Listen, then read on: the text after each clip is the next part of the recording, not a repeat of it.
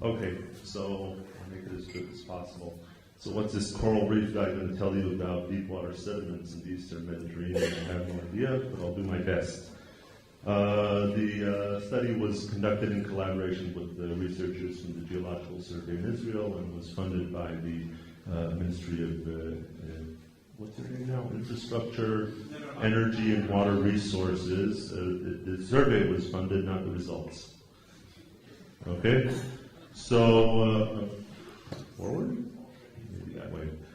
Okay, so I'll start with a little survey of what's been going on in the deep sea over the last 40 years. As you can see, well drilling activity is not a phenomenon of the last few years here in Israel in the open water off the coast of the Mediterranean.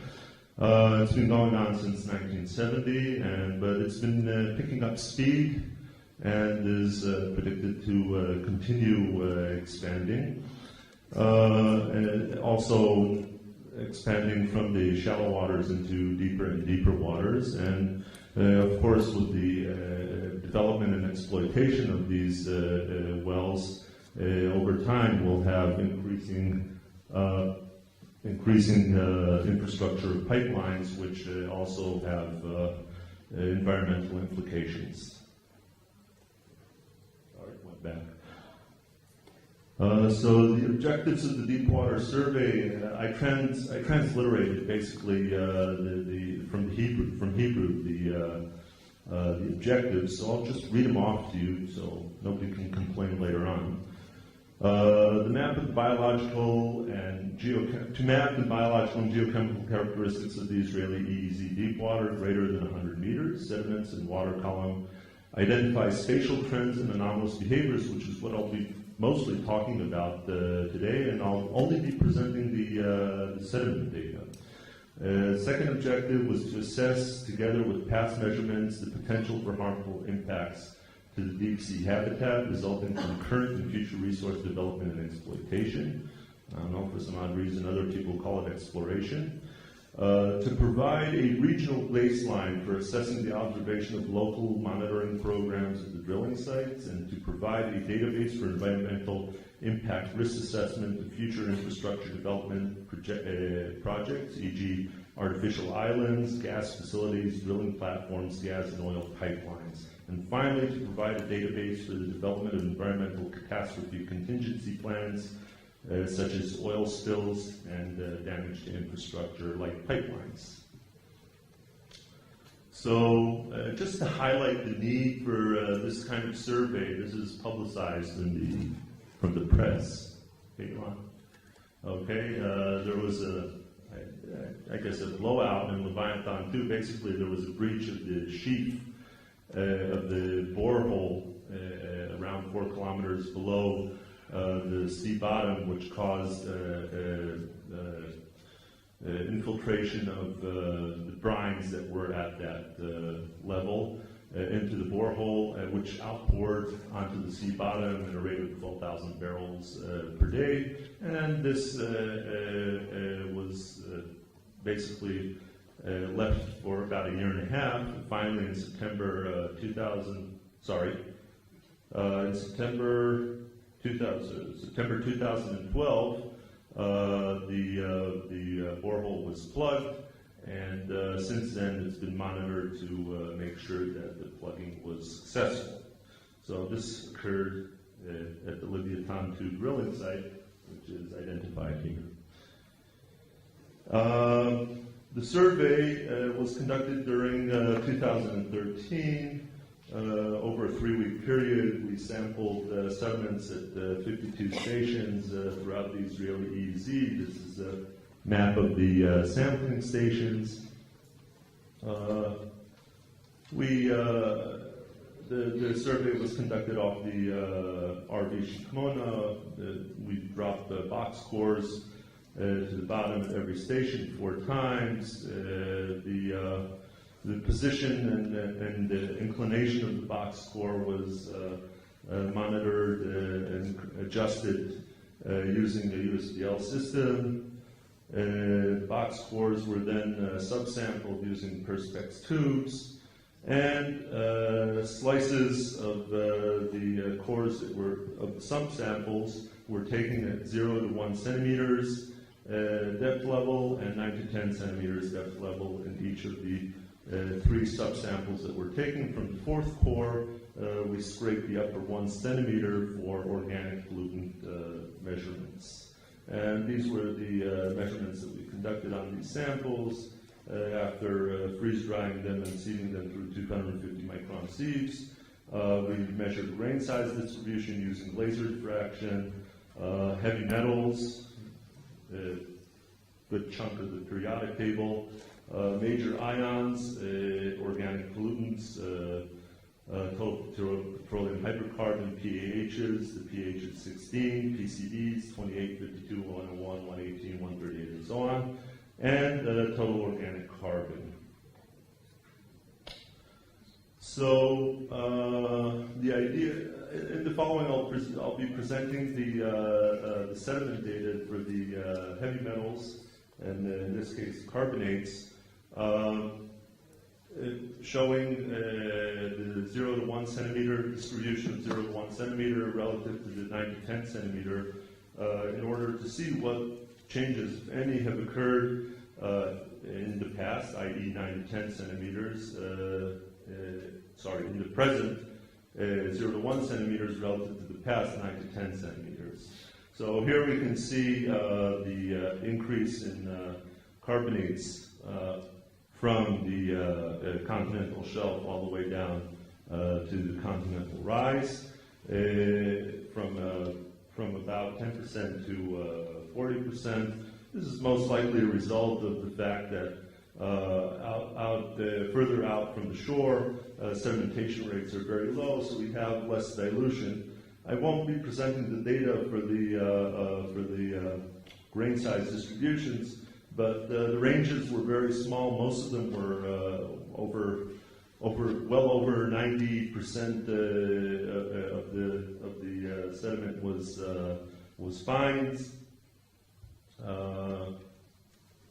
Of the sediment was fines, and you can see here that there's a good agreement between the 0 to 1 centimeter layer and the 9 to 10 centimeter layer. Here in this correlation plot. Some observations indicated that most of the calcium oxide or calcium carbonate was biogenic. Here's a spatial distribution plot of mercury. On the left-hand side is the 0 to 1 centimeter. On the right-hand side is 9 to 10 centimeter. We can see a very easily increase from land to the open water, from the shelf to the open water, to the continental rise, and a very obvious enrichment of mercury in the surface layer relative to the 9 to 10 centimeter layer, with no correlation at all between the two layers. Conversely, we see the distribution of aluminum, which is relatively more or less the same. However, there's a bit of agreement between the surface layer and the previous deeper layer. But if you take the mean of the 0 to 1 centimeter layer, it's 5% lower than the 9 to 10 centimeter layer. Perhaps this signifies the reduction in supply from the Nile Delta, which is to the south. Levels at H2 up here are similarly reduced by 70% relative to the 9 to 10 centimeter layer, corresponding perhaps to the observations that Rivital showed us a couple of days ago. Barium. Barium in the 9 to 10 centimeter layer, barium appears to behave like aluminum, that is, reflecting the supply of the mineral from the metal from the coastline and perhaps from the Nile. And we can see a reduction from the continental shelf going further out to the continental rise. However, in the surface layer, we see all sorts of islets of high concentrations of barium. Okay, over here and here, and here as well. Over down here, we see relatively high concentrations where the let's say normal levels of barium vary between around 100 and 200 or 300 ppm, and the islets are around 600, 700, 3,500 ppm. So greatly enriched.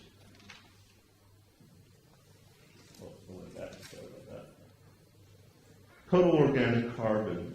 Total organic carbon, as would be expected, decreases from the continental shelf as we go further inland. I have 11 minutes on my watch. As we go further out to sea, to the continental rise, we see high concentrations, relatively high concentrations in the southern part of the EEZ.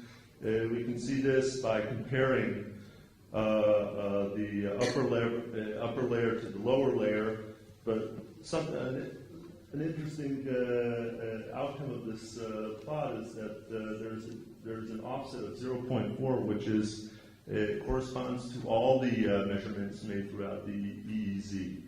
Okay, so if you push everything down by 0.4, it would cross to 0.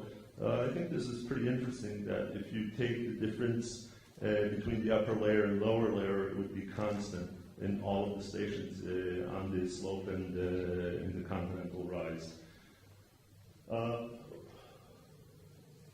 Backwards. Comparing the TOC to the depth, we can see that there's a maximum value around 500 meters midway down the continental slope, which peters off to constant levels on the continental rise. And you can see that the maximum value in the deeper layer is offset slightly in the surface layer by about 50 meters. I don't know if this has any significance, but maybe it has something to do with the reduced supply or increased supply of organic matter into the Israeli EEZ. Plotting the TOC against the latitude, we can see a decrease from south to north in both layers. A few possibilities explaining these observations are obviously the outfall of the Nile Delta prior to the Aswan damming. We have a two-layer flow which develops and is very limited to the shelf.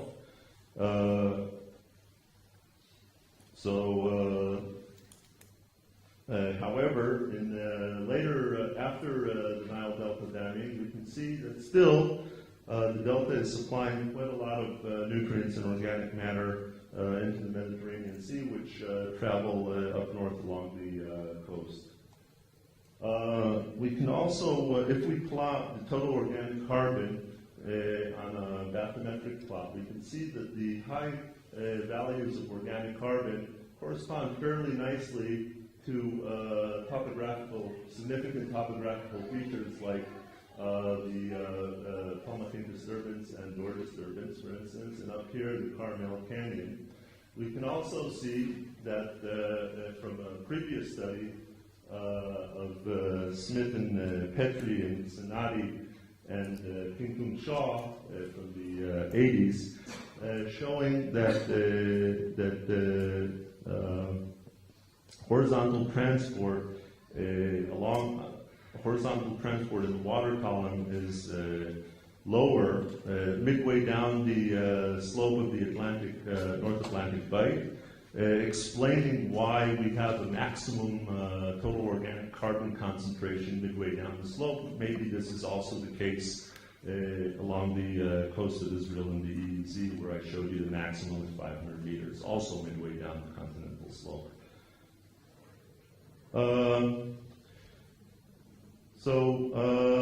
Organic contaminants, these are charts showing pHs and PCBs. We see, again, high levels of pHs and PCBs in the southern area of the EEZ, and increases in pHs as well in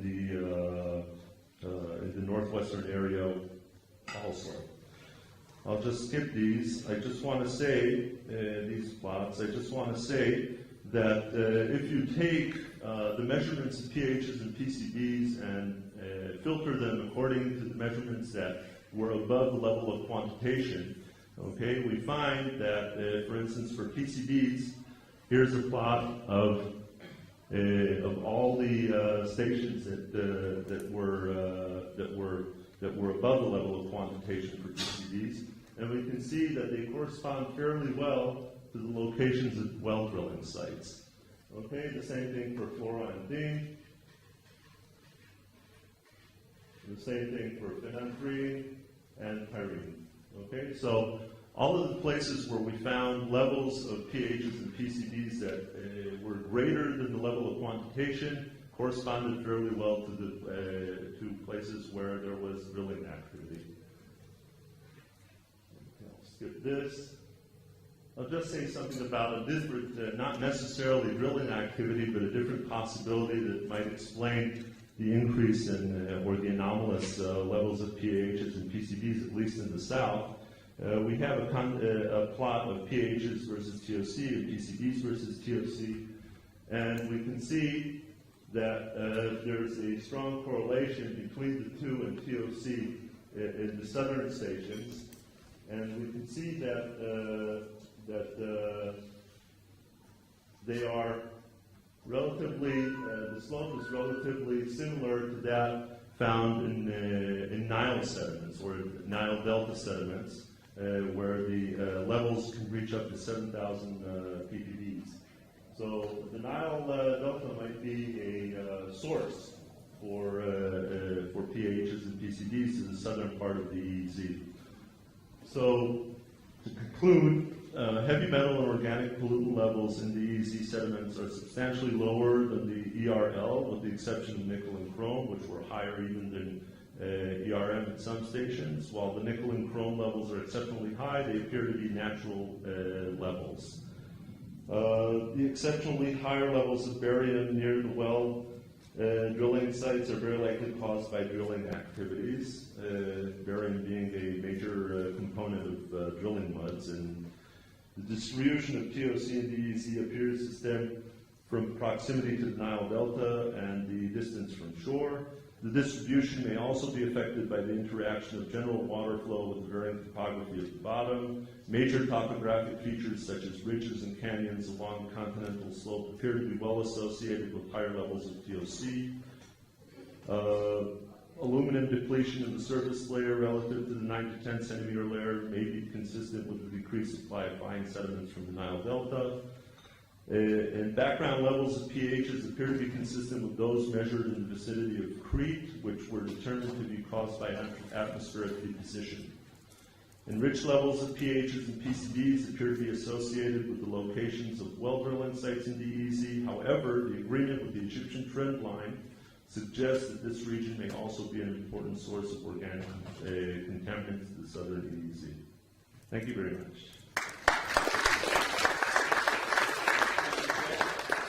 We have time for one question. Yes, the one that was, yes, please. About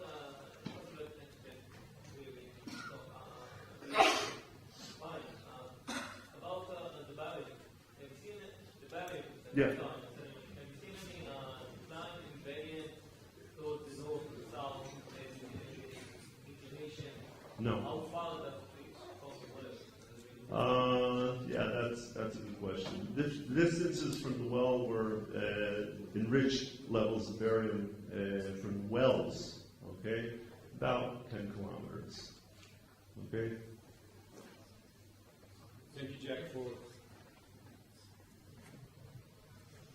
Yeah, that's it. Thank you.